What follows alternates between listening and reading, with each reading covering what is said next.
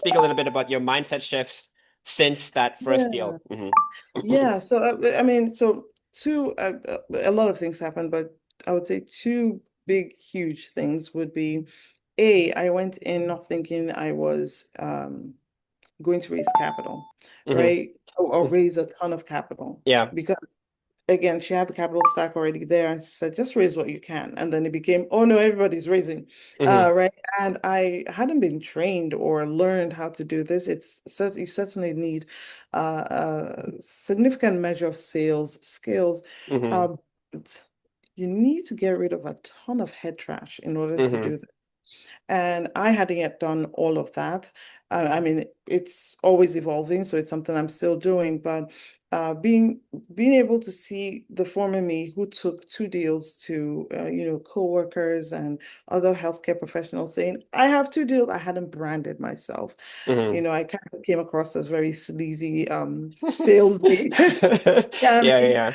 Ponzi scheme like, Yeah. and being able to overcome that deal with what we generally would say is rejection, being able Hmm. to be okay with that, understand what it was I was doing. That shift, I had to learn it quickly on the fly as I was doing it and Right. adjust my messaging, adjust my the frequency with which I was reaching out to people, the energy I was bringing to each investor call, adjust. So there was a lot of adjustment I had to do with that. So personally, I grew through there. Hmm. But as a team member, it showed me one thing. I have different investor avatars, and one of them is team building. I didn't know that until it fell into my lap.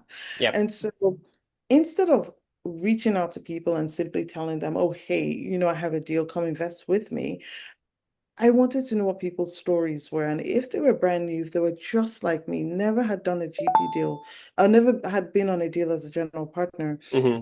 saw it as an opportunity to also open a door for them, as had been done to me. Yep. And then there are also these people who are in between. They have the heart of a general partner. They're definitely on the road to becoming one. But they're struggling with this chicken and the egg thing where they want to join a team. In order to do that, they need to bring capital to the team. But to get that Hmm. capital, the capital is asking them, hey, what deals have you done? Where's your Exactly. Yeah. Yeah. Yeah. Yeah. With your track track record? record. Yeah. Exactly. So there was then this in between purgatory type state.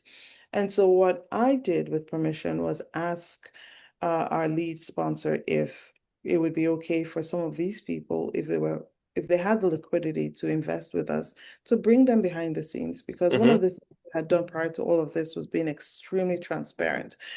We show our financials. We're very transparent when things are going well. They go well. When they're not, we tell people. So every month I, as the lead investor relations person, I prepare the reports monthly for our team and Hmm. disseminate on their behalf. And then every 3 months we have webinars. But I knew that my growth skyrocketed when I sat in on those asset management calls. I knew that I was learning the business from inside out. And so I Hmm. wanted to present that opportunity to people who were in this in-between phase because they could take the information that most LPs are not privy to Right. and harness it, repurpose it, and use it to attract investors, Yep. over a period of time.